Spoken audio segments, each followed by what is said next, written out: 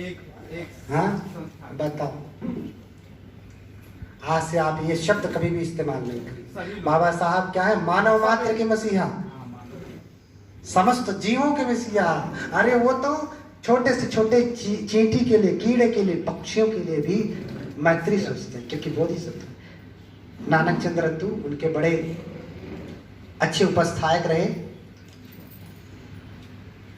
एक बार क्या, बाबा साहब की ऐसी आदत थी, जब वो नाखून काटते थे तो आराम कुर्सी पे बैठ जाते थे और जांघों के ऊपर टॉवेल रख करके, तौलिया रख करके, फिर नेल कटर से आराम आराम से किट किट करके नाखून काटते थे और काट करके उसे लपेट करके किसी जमीन में गाड़ देते थे, कागज में लपेट करके जमीन में गाड़ देते थे।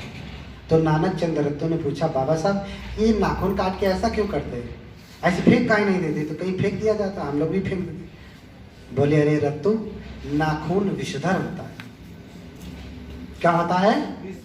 नाखून विषधर होता है, और कुछ ऐसी चिड़ियां हैं जो इसे कीड़ा समझ करके निगल जाती हैं और मर जाती हैं। सोचिए, ये कौन कह रहे हैं? बोधिसत्व बाबा साहब करे। सोचिए, संसारी सुचक कारुण्यम, इतनी करुणा किसी के मन में हो सकती है? इतनी करुणा सिर्फ बोधिसत्व के मन में ही होती है। इतनी करुणा है हमारे बाबा साहब की कि वो छोटे से छोटे जीव की भी हत्या नहीं करते। बहुत सारी बातें हैं जो ग्राह्य हैं, जो बहुत सारी बातें ग्राह्य नहीं है। आप कितनी करुणा करते हैं? आप कहते हैं मंदिर में आकर के बनते के सामने पाणातिपाता वेरमणि सिक्खापदं समादयामि, मैं जीव हिंसा नहीं करूंगा। तो अब और अच्छे से डिफाइन करते कि मैं अकारण जीव हत्या नहीं करूंगा। अच्छा, बाजार में मुर्गा बिक रहा है, उसने कौन सा कारण कर दिया कि उसे गए आप कटवा के लेके आ रहे? हाँ, सब्जी खत्म हो गई है बोरन खातिर। हाँ, अच्छा, तो आलू महंगा है, चिकन सस्ता है। चिकन महंगा है, मटन सस्ता है और आलू महंगा, यही बात है? नहीं, ये कौन सी करुणा कि आप जो है, अब देखिए जितने अज्ञानी बुद्धिस्ट हो रहे हैं वो कहते हैं मांस खाने में क्या है, भगवान ने मांस मछली। अरे खाने पीने का धर्म से क्या लेना देना? खाने पीने का धर्म से क्या लेना देना? बहुत कुछ लेना देना, बहुत कुछ लेना देना है। अरे जैसा खाए अन्न वैसा होए मन, ऐसा होता है। लेकिन ऐसा होता है, लेकिन आप अब जैसे आपने सेब खाया, क्या खाया? सेब खाया। आपने केला खाया, तो सेब क्या है? ठंडा। सेब में से जो पोटेशियम मैग्नीशियम वो आपका शरीर ग्रहण करेगा। लेकिन जो सेब का गुण धर्म है, सेब कैसा होता है? स्वभाव से ठंडा। आपने केला आपने ग्रहण किया, वो भी स्वभाव से कैसा है? सेब से अधिक ठंडा है। आपने केला ग्रहण किया, उसका पोटेशियम मैग्नीशियम जिंक जो भी था आपने ग्रहण कर लिया, लेकिन उसका स्वभाव भी आपने ग्रहण किया। यानी केला आपने खाया तो आपके शरीर में क्या आया? शीतलता।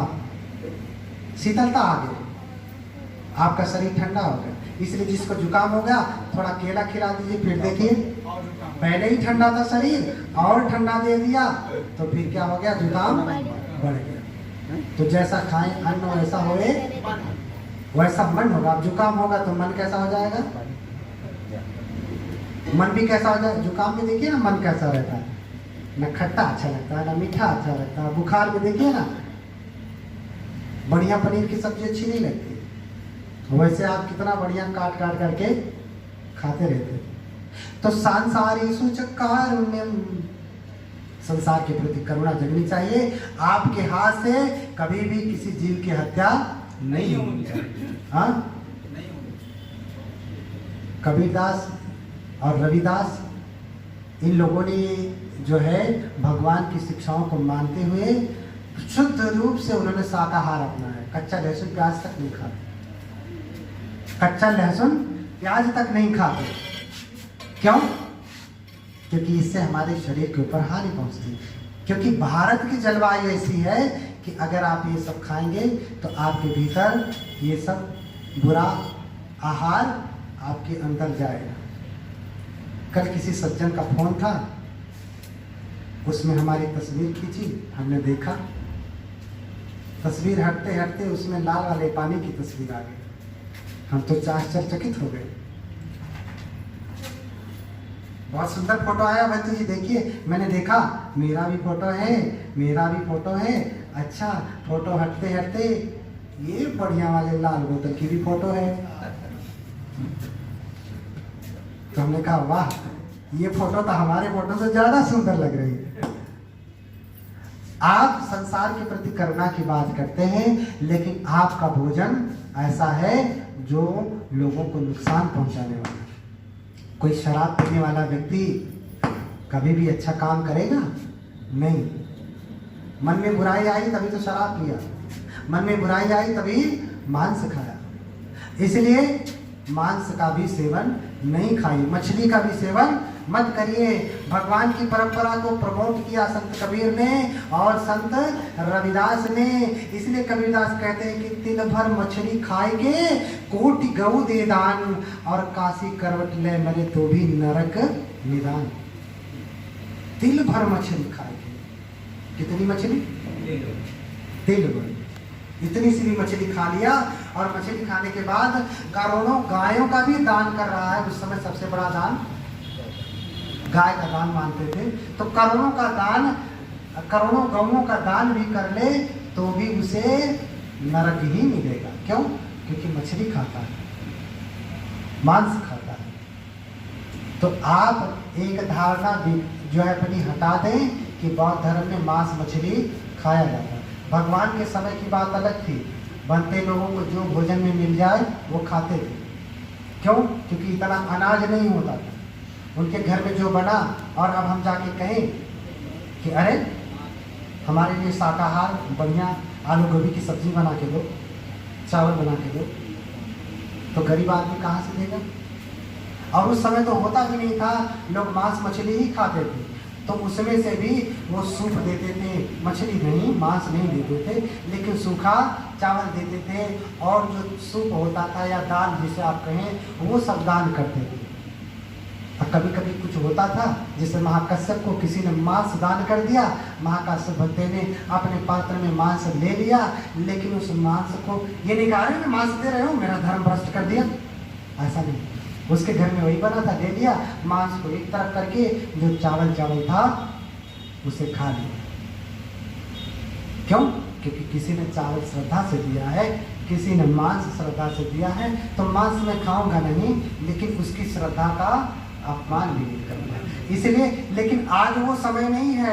आज आपके यहाँ गेहूँ, चावल, चना, मटर, ये वो सब इतना बढ़िया होता है कि आपको मांस, मछली, अंडा, संडा खाने की जरूरत नहीं।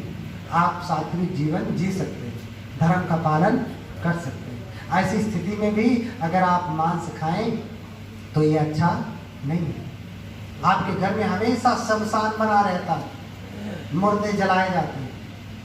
अरे कभी कोई मरता है तो आप जलाने के लिए जाते हैं, तो जला के जब आते हैं तो सबसे पहले क्या करते हैं? नहाते हैं। माटी छू के आज हम नहाए नहीं, हाँ, सबसे पहले काम क्या करते हैं? नहाने का काम। उतने में अशुद्ध हो जाते हैं। और आपके घर में तो रोज शमशान बना है। एक कहानी मुझे याद आती है, एक बार एक आदमी बाहर से आया और वो भारत में आके इलेक्शन में खड़ा हो गया। इलेक्शन में खड़ा हो गया तो वोट मांगने के लिए जाता है। तो वोट मांगने के लिए जाएंगे तो गांव में लोग क्या कहते हैं? अरे हमारे गांव में ये नहीं, आप बनवाइएगा तो वोट देंगे।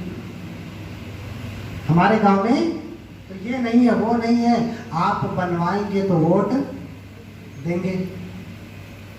तो एक गांव में गए, एक आदमी ने, गांव के लोगों ने, मुखिया ने मिल करके कहा कि भैया देखो, हर साल लोग आते हैं, कहते हैं कि हम ये बनवा देंगे, वो बनवा देंगे, कॉलोनी बनवा देंगे, लेकिन कोई करता वर्ता नहीं।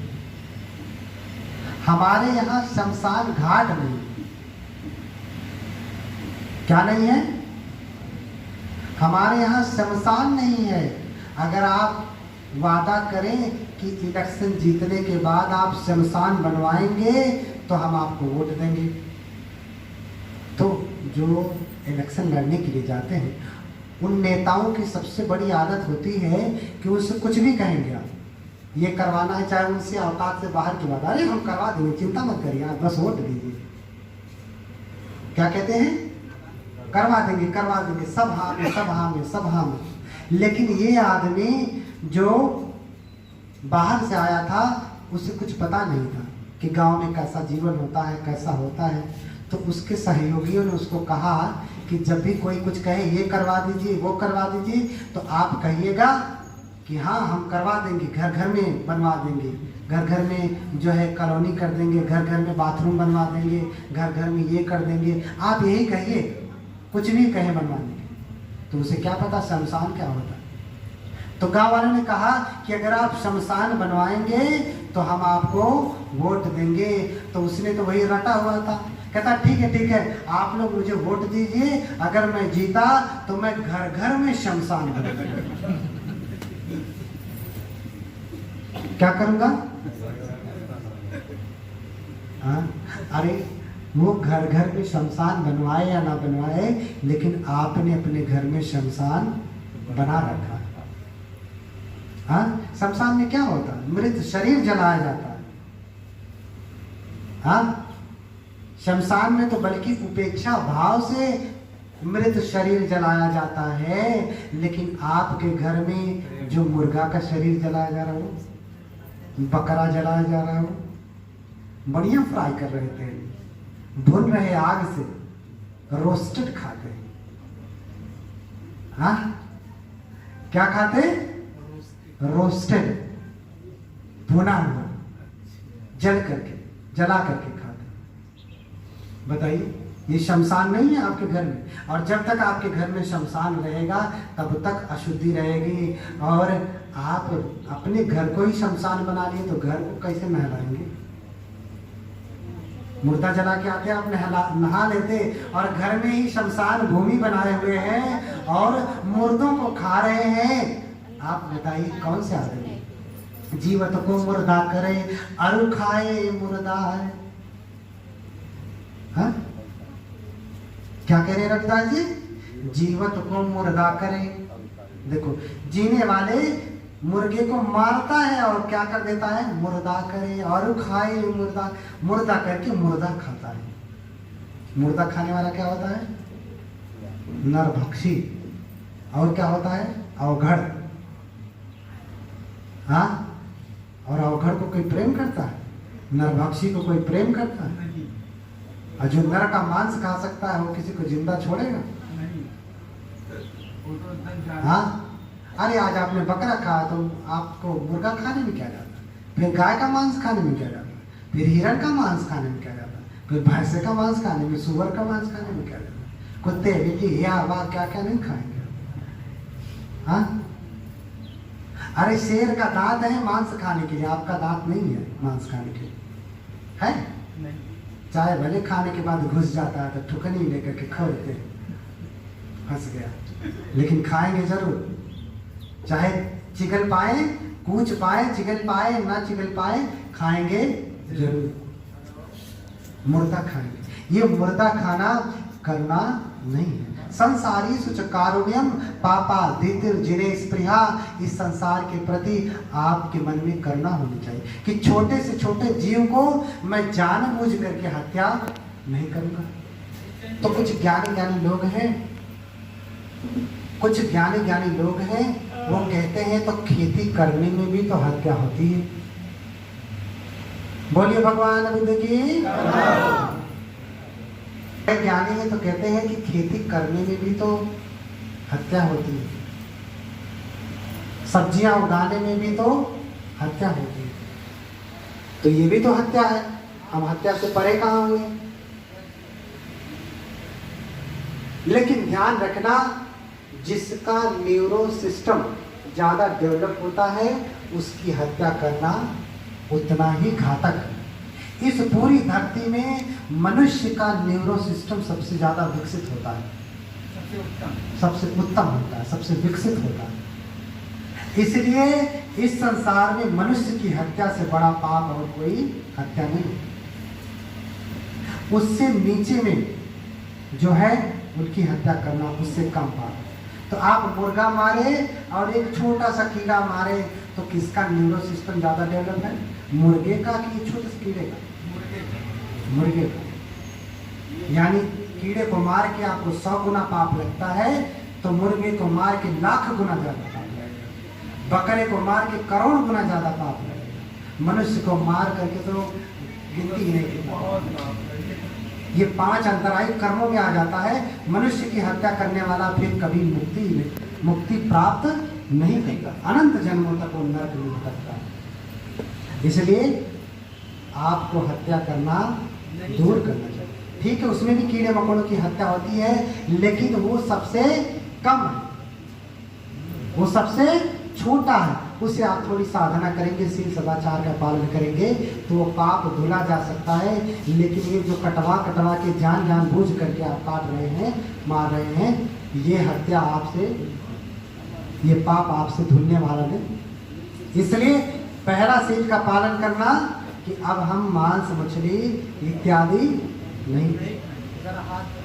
जरा हाथ उठाए, कौन कौन है जो नहीं खाते? हाथ उठाए, कौन कौन नहीं खाएंगे? अच्छा हाथ नीचे करें, कौन कौन खाते थे? साधु साधु। इस संसार में सच बोलना सबसे कठिन है। सच बोलना सबसे कठिन है। सच बराबर तप नहीं और झूठ बराबर पाप। इससे बड़ा कोई तप नहीं है। जानते हैं साधु संतों की वाणी क्यों लगती है? क्योंकि साधु संत, अच्छे साधु संत कभी झूठ नहीं बोलते, सच बोलते। तो सच बोलते बोलते उनकी वाणी सिद्ध हो जाती है। इसलिए कहते हैं कि जाओ तुम्हारा मंगल हो, तो मंगल होता है। और श्राप देते थे जा तेरा नाश हो, तो नाश भी होता है। तो सच बराबर तप नहीं। एकम धम्मम अतीतस्य मुसावादि सृजन्तुनो वितिन्य परलोकस्य नत्ति पापं अकुपतो। भगवान कह रहे हैं कि इस संसार का एक ही धर्म है, वो क्या है? सच बोलना। और जो व्यक्ति झूठ बोलना सीख लिया तो ऐसा कोई भी पाप कर्म नहीं है जो वो न करे। झूठ बोलना सीख लिया तो सारा पाप कर्म करेगा। क्यों? हत्या करके आएगा, झूठ बोलना जानता है? अरे नहीं करेंगे। चोरी करके आया, झूठ बोलना जानता है? नहीं किया। पर स्त्री गमन करके आया, झूठ बोलना जानता है? नहीं किया। समझ रहे कि नहीं? नशा पता करके आया, झूठ बोलना जानता है? नहीं किया। तो भगवान ने कहा एकं धम्मं अतीतस्य मुसावादिस्य जंतु। जिसने झूठ बोलना सीख लिया तो उसके लिए ऐसा कोई भी पाप नहीं है जो वो ना कर सके। सब पाप कर्म करेगा, लेकिन एक ही धर्म का पालन करिए आप, क्या? सच का पालन करिए, बाकी सील अपने आप पालन हो जाएगा। आप हत्या चोरी नहीं करेंगे। क्यों? क्योंकि सच बोलेंगे तो उजागर हो जाएगी बात। इस डर से आप चोरी नहीं करेंगे। हत्या नहीं करेंगे क्योंकि सच बोलेंगे तो बातें उजागर हो जाएंगी। शराब नहीं पिएंगे। क्यों? क्योंकि सच बोलेंगे तो उजागर हो जाएगी। बताओ, इतना बड़ा IAS अधिकारी और पीता है शराब, तो थोड़ी तो अपनी अस्मिता बचाएंगे कि नहीं? इसलिए सच बोलना सबसे पहले सीखिए, ये सबसे बड़ा तप है। तो मैं फिर से आता हूँ कि बुद्धं धर्मं च गणोत्तमं च यावत् बोधि शरणं गतोऽस्मि दानादि कृतैर्मयभिः बुद्धो भवेयं विदितो हिताय। तो बुद्ध बनना है तो बुद्ध धम्म संघ की शरण जाना पड़ेगा। लेकिन जैसे पार उतर गए तो शरण जाना आवश्यक नहीं, लेकिन जाते हैं तो भी कोई बात नहीं। जैसे महाप्रजापति यशोधरा अंत में भगवान की शरण नहीं जाती, अपनी शरण जाती। तो स्वयं भगवान ने कहा कि अत्तदीपा विहरत अत्त शरण, अपना दीपक बनो, अपनी शरण जाओ। लेकिन जो भगवान के प्रति श्रद्धा रखते थे वो तो जो है भगवान की शरण